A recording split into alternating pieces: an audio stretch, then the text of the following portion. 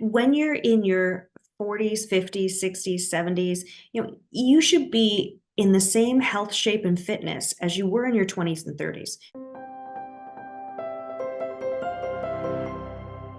Hey everybody, it's Roger Thorpe here, president of Thorpe Benefits. I am joined today by the infamous Dr. Val. So I'm going to get you to introduce yourself and explain your background. But today, what I'd like to cover off is more about the individual health journey that we go through. And we're recording this at the beginning of 2024. So obviously people are thinking about that, both organizationally, but obviously as individuals, right?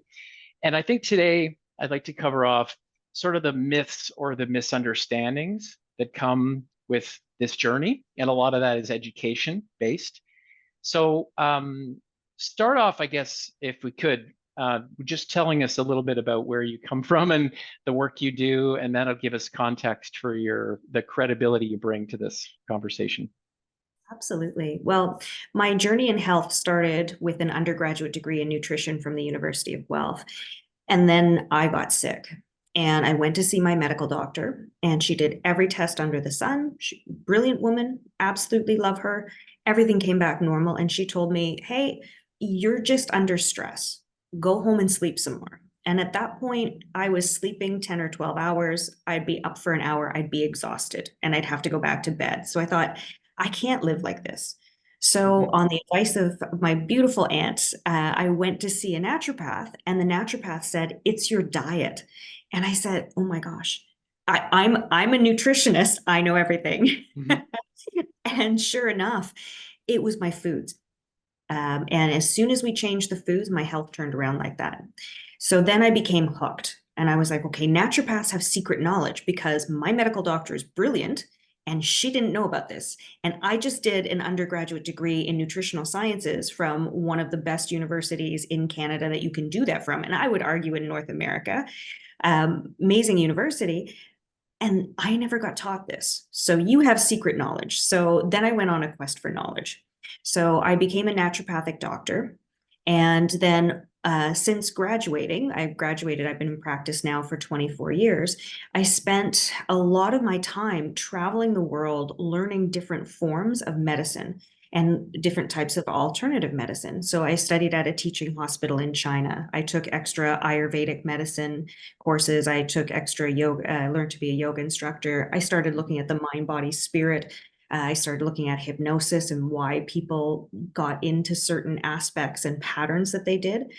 And so over that journey, then I also went on to teach at the Canadian School of Natural Nutrition and to supervise and teach at the Canadian College of Naturopathic Medicine. And so I've got this 365-degree viewpoint of medicine and specifically of nutrition from all different aspects that you can study. Plus, I've got a lot of experience in terms of teaching. And now I work with a lot of high performers, a lot of CEOs, a lot of elite athletes to help them take their performance to the next level and optimize them. Love it. So, yeah, so that's Yeah. been my particular journey. And a lot of it has Yeah. been, okay, my health is suffering, and now I want to go and figure this out. And nutrition has been the bulk of my practice over the years.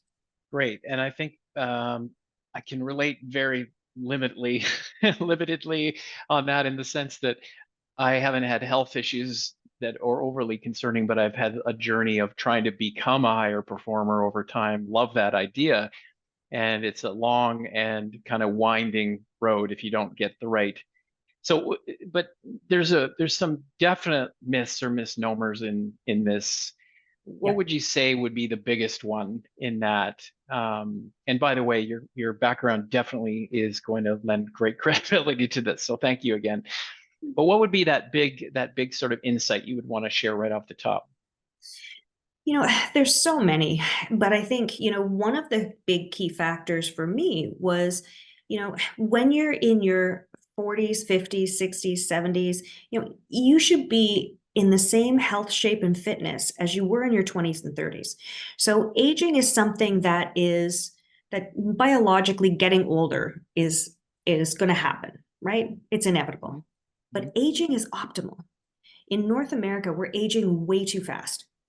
And we're being told and we're being fed this lie that, oh, all of those signs, whether it's, oh, you've got some knee pain, oh, you've got low energy, oh, you've got, back pain, oh, you're gaining weight, oh, you're having hot flashes, oh, those are just normal. Those are Mhm. just part of aging. And I'm here to tell you they're not.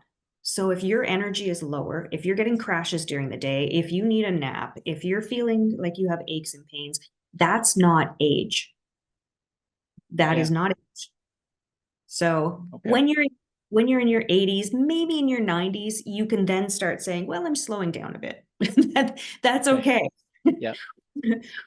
But in North America, because of a lot of the lack of nutrients that's in the food, a lot of the misinformation that's out there, a lot of the unhealthy lifestyle patterns that we have this belief that, oh, my hair is graying, I'm getting a little extra pouch. Oh, I can't run a marathon anymore. I'm just getting old. Yeah. Don't settle. You I should love it. be, yeah, if you want to be windsurfing at 90, you should be able to do it. So don't settle. I didn't think anyone windsurfed anymore, but yeah, maybe that was a goal for me years and years ago. Um, so that's interesting. Saying that is a bunch of BS, really, and we should discredit that sort of acceptance of what aging is. You talked about misnomers or misinformation, and I think you mentioned something there. What was that one specific thing that we should sort of question or, uh, in terms of the information we're getting, is it right or is it wrong? What did you mean by that? I think, first of all, you should question everything. So, Okay. as I mentioned, I've taught at the Canadian School of Natural Nutrition, and I've taught at the Canadian College of Naturopathic Medicine. And when I teach my nutrition students, when I get them for the first time, I always tell them, here's what you're going to learn in my class. They can bare minimum. This is what you need to know. Number one, don't trust anybody. Number two, we're all going to die. That's just it. And so Okay. number one of don't trust anybody is just the fact that everybody has this idea that if something is common, it must be normal.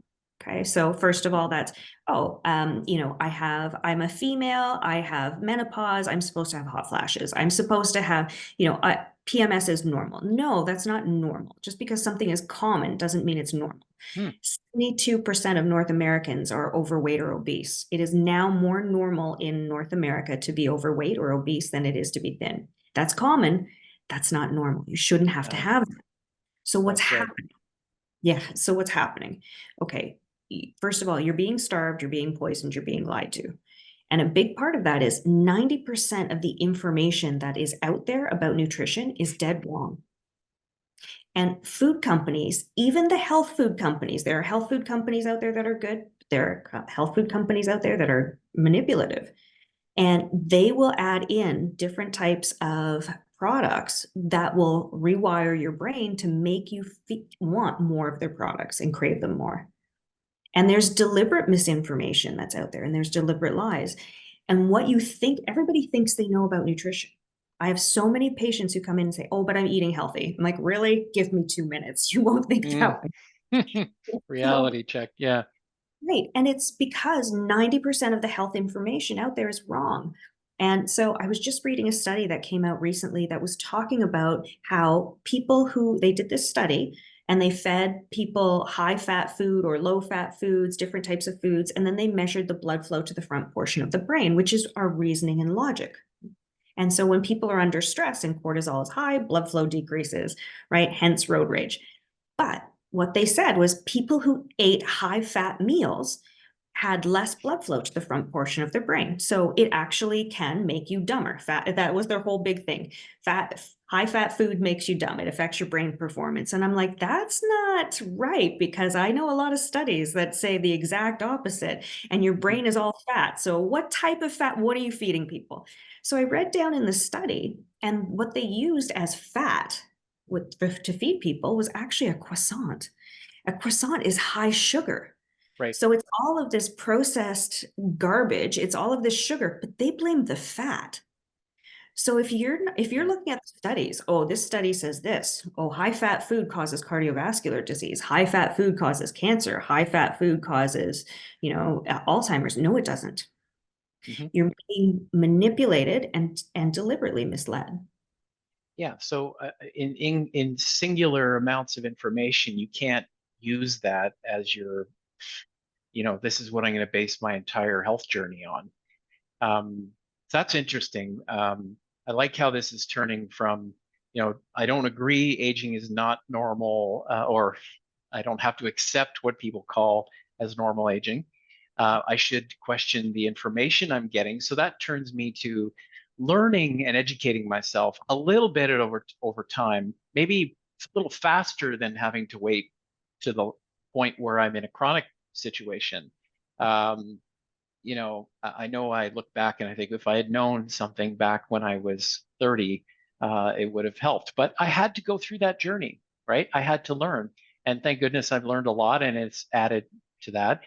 So then, without doom and gloom of this conversation, what would then people think if they've accepted those insights that you mentioned?